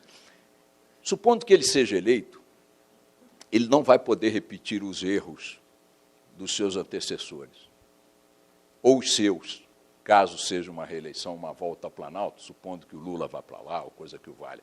Não descarto nenhuma hipótese, diga-se de passagem. O Brasil é tão, no judiciário, está tão escalafobético ainda que tudo é possível. Hoje o Supremo Tribunal Federal, aliás, ontem reiterou a sua nova tendência de decidir não decidir. Reúnem, discutem, majestade. Tem um cara, outro dia um ouvinte me escreveu dizendo o seguinte, ô Boechat, quanto ganha aquele filho da puta do Supremo que só está ali para puxar a cadeira para o ministro Santos? Você já viu que tem um cara que puxa a cadeira? Tem uma porra de um puxador de cadeira no Supremo que nós é que pagamos aquele. Quanto deve ganhar aquele cara? Excelência, excelência, excelência. E eu queria ter esse emprego um dia. Eu ia fazer excelência, aí ele... Ia ser ótimo, né? Ver o Gilmar cair no colo do Toffoli. Vai saber o que aconteceria, né? Agora é minha vez, Toffoli. Enfim, esse Supremo Tribunal Federal confirmou agora essa tendência de decidir, não decidir, mas mesmo assim as coisas estão caminhando. O Aécio vai para a Boca do Leão semana que vem, vai virar réu. O Eduardo Azeredo vai para a cadeia. A pressão, que não é uma pressão como sustentam alguns colegas meus, que ameaça a sociedade brasileira porque está ignorando alguns preceitos legais. O artigo 12, parágrafo 3, a linha 4, versículo 8, diz que... Sim, mas vem cá, soma isso tudo, bota no liquidificador, qual é o resultado? O Maluf não foi preso. Então, desculpe, eu não quero nem saber o que é isso, tem alguma coisa errada. Essa vitamina de leis aí é legal, mas não é justa. O Milor Fernandes dizia, a lei pode ser um caminho tortuoso para ludibriar a justiça. Não estou aqui pregando a ignorância às leis, estou pregando um diálogo com o que a lei estabelece, à luz da realidade. O Maluf agora está cercado de solidariedade humana porque está com câncer, 85 anos, e não pode ficar preso porque está com depressão e outras consequências clínicas. O excelente médico e excelente caráter humano, excelente figura humana, Miguel Cirugi, deu declarações para a Mônica Bergamo dizendo que ficou penalizado porque o Maluf piorou muito na cadeia. Uma semana antes de ser preso, não fosse o Maluf, ele gravou um áudio com um motorista de táxi ouvinte nosso que mandou para nós. Quando começou a sair o noticiário de que ele estava muito doente na cadeia, o motorista mandou o áudio, vocês precisam ver o entusiasmo do Maluf, mandando um recado para os taxistas de São Paulo, no banco de trás do táxi indo para o aeroporto. Então, é claro que a cadeia não faz bem a ninguém. Mas se você se vale da lei para cometer um crime hoje, eu estou com 65 anos, vou aí dar um tiro num de vocês. Aí chama o Cacai, o advogado lá de Brasília, e diz, o Cacai se vira. Grana, que eu peguei, sabe-se lá onde, arruma um jeito aí de eu não ir preso. Quando eu tiver 90 anos, imagina, já estou mal hoje, eu não vou nem contar as mazelas que eu tenho com 65, já tive depressão, minha próstata não sei o quê, o diabo a quatro. Eu com 90 vou estar um lixo, se chegar lá. Aí os caras só me prendem aos 90 e começam a discutir que é uma covardia prender um cara de 90. Então, tudo bem, prende aos 60, porra. Você não prende aos 60, quando prende aos 90, quer soltar com 90 em um dia. Então, estas coisas estão cada vez com... E sempre foi assim. Sempre foi assim. De resto, nem preso iam. E quando iam, tinha sempre um artigo 18, um parágrafo não sei o quê, um advogado muito bom, tapinha nas costas do ministro e tal, e saía. Não estão saindo. Ainda que muita gente considere, e repito, não estão desprovidas inteiramente de razão, que a prisão do Lula ocorreu num rito que não se aplica a outros casos, o seu peso emblemático, simbólico, é um divisor de águas. Tendo ido o Lula, o ícone, o mais popular, o mais isso, o mais aquilo, quem não irá? Quem não irá? E tudo isso não é consequência de, repito, de uma tomada repentina de consciência moral e ética dos agentes públicos brasileiros, das instituições do Estado. Não. É fruto do que nós estamos fazendo, do que nós estamos exigindo. Nossos filhos, nossos netos, nós mesmos. Essa mudança permite que a gente projete a consciência de que a crise é compulsoriamente passageira, como foram todas. A possibilidade desta crise estar, como está, no meu entendimento, nos ensinando lições valiosas, definitivas. O aumento do interesse e do engajamento da sociedade brasileira na política. Não para fazer o que os malandros dizem, estão desqualificando a política. Isso é um golpe dos caras. Nós não estamos desqualificando a política. A política é uma arte essencial às sociedades para amenizar conflitos, mediar conflitos. A política. Os políticos são os artífices desse processo. Eles é que têm que conduzir esse processo no dia a dia. E os partidos são fundamentais para congregar aqueles de igual entendimento, de iguais projetos. Mas, se a política, os políticos e os partidos são insubstituíveis nas sociedades civilizadas, é fato que os nossos políticos, os nossos partidos e a nossa política são uma merda e podem perfeitamente ser substituídos e melhorados. E é isto que o processo democrático concede nas eleições. Ao contrário de muitas eleições que tivemos até hoje, praticamente todas, em que o voto era utilizado apenas para legitimar a permanência desse status quo na atividade política, esta agora, pela mudança de perfil que nós estamos vivendo, pode nos oferecer uma chance inédita, histórica, de produzir um avanço significativo na qualidade do material humano que faz a política brasileira e que faz a gestão pública no Brasil. Olho, recomendo, muito olho na eleição para o Congresso. É natural que nos regimes presidencialistas no mundo inteiro a disputa pelo cargo majoritário atraia 100% das atenções. Não vamos cair nessa tendência que é natural, mas que vai impedir ou dificultar que a gente perceba a relevância de elegermos um Congresso, não vou nem dizer melhor do que esse, porque pior do que esse não existe, mas que avance expressivamente na direção de um parlamento, de um legislativo capaz de ser um bom interlocutor com o executivo, capaz de barrar a política do toma lá da cá, capaz de dialogar com a sociedade a partir de outros valores e de outros parâmetros. Esse é o momento que eu acho que a gente está vivendo, onde as pessoas estão vendo muito desalento, muita desânimo, né, muita desilusão. Eu estou compulsoriamente enxergando perspectivas muito alvissareiras. Tomara que elas se concretizem. Nesse contexto, é evidente que os empresários, as empresas, têm um papel fundamental. E esse papel fundamental, repito, voltando ao início da minha fala, não é apenas o da tecnologia, do investimento, da otimização dos resultados, mas é o olhar para este povo, para esta gente, para nós, para esta sociedade, que já sinalizou que não é mais a mesma. Tomara que o que vem por aí seja melhor. Obrigado, minha gente. Vamos lá.